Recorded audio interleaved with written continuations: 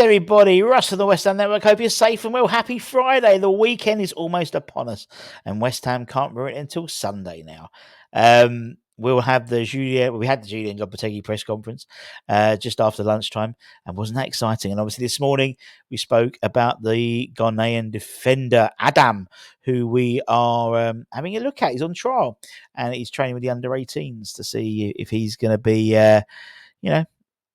made of the right stuff for the Hammers.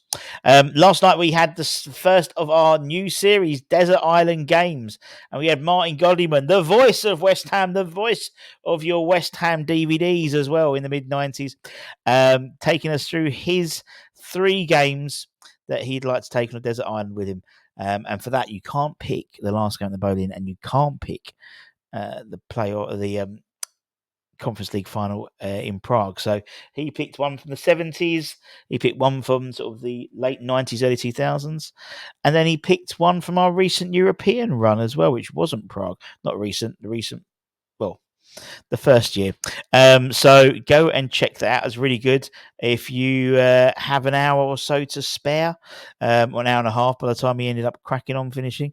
But it was really good and very nostalgic. Great story about the game he picked in the 70s, and great stories. And that's the idea of the series, is you're going to get all these personal stories. We know what's happened on the pitch. We've seen the scores. We know who scored. We know how many people were there. But it's those sort of personal stories, which to me is more important, I think, than the actual match itself. It's the journey, not necessarily the destination. So that's something you'd see on a Facebook. One of those that live, life, love. It's not the journey, it's the destination. But let's talk about the Hammer headlines in association with the KUMB.com boys. 3 stories, one about Sunday, one about a player we've been linked with, and one about an injury to an academy staff. So let's start with Sunday. Obviously, we played Man United in El Sacico, which is being formerly affectionately known as. But Man United have potentially up to 8 first-teamers out of Sunday's clash at the London Stadium. Quite used to the Saturday games at the moment, isn't it? All this European stuff, all this European rubbish, you get the Sunday games. But anyway, they have 8 players potentially. Lenny Euro, we know he's a long-term injury. He's back sort of mid to late November. We know Kobe Mano, he's out until November with a thigh injury. Harry Maguire's out until mid-November. Luke Shaw's out. Terrell's out as well. Mason Mount's out. Johnny Evans is out. And following their Europa League 1-1 draw with Fenerbahce last night, where Jose Mourinho got sent off, didn't he? God bless him. Anthony went off injured, so he's unlikely to feature as well. So that's 8 first-teamers out for Man United. So, and we obviously know that Kudus is out, and we know that Nicholas Füllkrug's out. Being in Germany, getting treatment for his injury, but we'll probably still lose, won't we? Knowing us. So let's talk players who've been linked to. As we spoke about it this morning about the Ghanaian this defender Adam, who we apparently got taken. Well, he is on loan, but according to Fotbollskanalen, the Swedish football news outlet, West Ham are one of several teams leading the race to sign Hariba winger Bazumana Toure. It reported, the news outlet, that West Ham have faced competition from Aston Villa and Wolves, with Brighton, Atletico Madrid and Bayer Leverkusen also showing concrete interest. It is understood that the club would want to receive around 10 million euros, about 8.5 million quid, for the 18-year-old Ivorian winger, who is being watched by clubs all over the world. He has scored 6 goals and 2 assists in 20 games so far this season, having started 18 of 27 league matches to date. He's obviously playing in Sweden's top division, and they do seem to produce and develop really exciting talents, and Toure seems to be the next big thing coming out of that league, as I said, with multiple clubs looking at him across the not just in Premier League, but La Liga, Bundesliga as well. And if we are to beat other clubs, then we'll have to at least meets that 10 million euro price tag, if not maybe go slightly ahead of it, especially with the likes of maybe Aston Villa, Atletico, and Leverkusen all interested. His deal with the club runs until the end of 2028, so the cards are very much in their hands in terms of when's the right time to sell the winger. But he's a very exciting player. If you do a bit of YouTube looking, I mean, I know it's YouTube looking, but that's what we all do, to be honest. Very exciting player. And you can see, and someone questioned when we put out the video about the Ghanaian young lad we're taking on trial. And people are saying, well, what's the point when, we're not using the talent we've got now? But in my eyes, this is how a proper football club is run. You don't just buy players for now. And I think for far too long, we've bought band-aid players, plaster players who come in and do a job. They'll or plug a gap, and the polyfiller. They'll plug a gap. We need a left back. Okay, we'll buy a left back there. But actually, what we need to get is get to a situation where we don't necessarily need to go out and buy a left back, because we've got Mr. Left Back here, who's 18, who we've had for the last 2 years, who's maybe gone out on loan a couple of times, and that's what we're doing now. It seems. This lad's 18. We've got Mohamed Kante, who we've gave back to Paris FC. He's 18, 19. We've also got Luis Guillermo. We spent a lot of money. But again, when we bought him with potential. We'd only made a handful of first team appearances, in all honesty. So before we bought him over from Brazil. So he was never going to go straight into the first team. But for me, he comes in, and if or when Kudus goes, then he fits into that mold and he can go in and play. Or, if Paqueta goes, he can play as a 10. He can play, or Kudus can move into the 10 and he can play on the wing. If both of them go, then, fuck knows what's going to happen then. But, but guys like Toure coming in will benefit and produce that sort of pipeline of players that we need. So with that as well, it means they don't necessarily have that bedding in period. They've done that already. And then they come into the first team. So a little bit more further along the way. So actually, it's a big club mentality to sort of buy players, at a younger age, build them up, develop them so they're ready to go. It's how a football club should be run.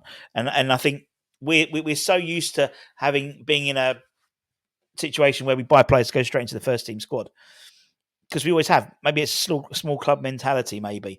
But we'll talk about the Brighton model. We'll talk about bringing in young players and develop them, and that's the idea of what we're doing, clearly. And arguably we're not utilising the talent we've got now in the first team squad, but I'm looking in 2, 3, 4 years' time. Someone like Toure, if you got him in, 10 million euro, about 8 million quid, absolute pump money. And as soon as you bought him for West Ham, you doubled your money already on him because he's coming from a Premier League club. And so naturally you're going to, that's the idea, going to Sweden, going to Denmark, going to Norway, going to all these Scandinavian clubs, as well as the French second division and things like that, picking these pearls, these jewels, and developing them into Premier League ready players, which putting them through the academy system. Got a fantastic academy system headed up by Kenny Brown. Lots of West Ham boys in there. Mark Robson, Potsy, Kevin Keane, Zavon, Colton, Anton. They're all involved in the setup. Mark Phillips as well, top man. And so, that's what we need. And obviously Mark Noble keeping a very close eye on the academy in terms of the pathway into the first team. It's the right way of doing business. We could buy him in 4 or 5 years' time and be paying 25, 30 million pounds for him. I know we paid 25 million pounds for Luis Guillermo, but part that for the side. So it's about getting these kids in now and getting them into the system. That's what we need to do.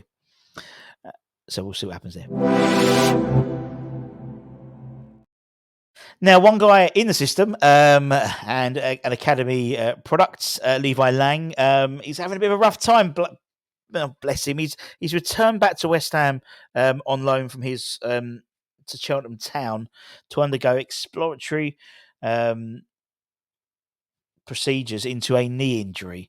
That's according to the Gloucester Live, who reported on Thursday that the Hammers youngster has been back with West Ham, having picked up a knock during the last weekends when Cheltenham Town beat Colchester, I think it was Colchester United.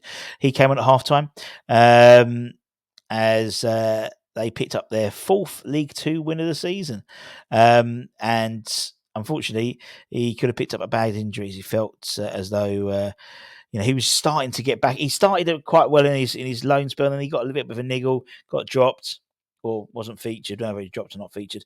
Then was starting to come back into the side, and then this happens, unfortunately. For me, this season felt like probably Levi's last chance to stake a claim in a West Ham's, like the first team squad.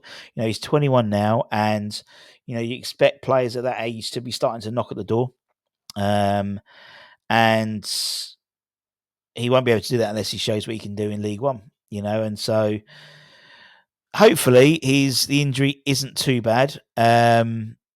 And we're looking at it as more of a precautionary measure rather than as a treatment. But in an ideal world, he'll be fine. He'll be able to play, the remainder of the season with Cheltenham Town, and then a decision needs to be made about his long-term future at the club. If the decision is taken to cut the loan spell short, it'll be to see whether Hugate goes out on loan again in January, or sort of drops back into the PL2 and the development squad, which I don't think helps Levi. For now, he's at that. He sort of got to that point now where you jump off the cliff either side. You're at crossroads, and we've seen many players recently. The likes of Sonny Perkins, Harrison Ashby, Joseph Anang, Nathan Trotz. These guys. Again, not necessarily household names at the moment. That might change, and it might be the ones that got away. But Levi is basically, for me, added to that list. Same with Gideon Kadoa. He's obviously scored for Wycombe Wanderers in the week, which is his first goal for the club. He's in a similar position, I think. Obviously, the club are doing long-term signing. We'll talk about that more in the Academy show on Monday, so make sure you check that out. But obviously, Finn Herrick signed a new deal, 4+1 deal. Obviously, we know Lewis has signed to a new deal. We've got George there. We've got Callum's on a new deal, PK.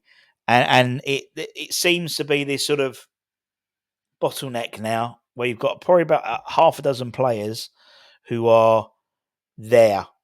So it's which ones go up into the first team squad, which ones go and leave to get more football. The worst thing we could do is get that squad and they go straight back into the development squad. For me, they're ready to be moved up into league football. So, Callum's having a great time at Huddersfield. The right move for him. The last year wasn't the right move for him at West Brom. We know that, but this one seems a lot better. Last year, he should have probably gone to Orient, to be honest, because they were really, really keen on him, and he wouldn't have had to move anywhere. But look, hindsight's a great thing for me. Auntie had bollocks, you'd be me uncle. For your time. If I always press the wrong button. Don't forget to keep an eye on the channel. Obviously, any developments on Saturday in terms of we'll have the press conference. But obviously, we've got the embargo section later on tonight, and if anything comes out of that, we'll obviously report that on Saturday. And then Sunday, we'll have the match day morning show outside the London Stadium. Early start for me. And then we'll have the watch along with Anton, and then myself running around the ground afterwards, trying to grab people. If you see me at the game after the match, come and say hello. I might have a couple of Alloy Collector shirts on me as per usual, and come and say hello, have a chat. You might get one. Simples. Take care. Stay safe. Stay warm. Stay humble. Keep the faith, my bloody friends. And come on your irons.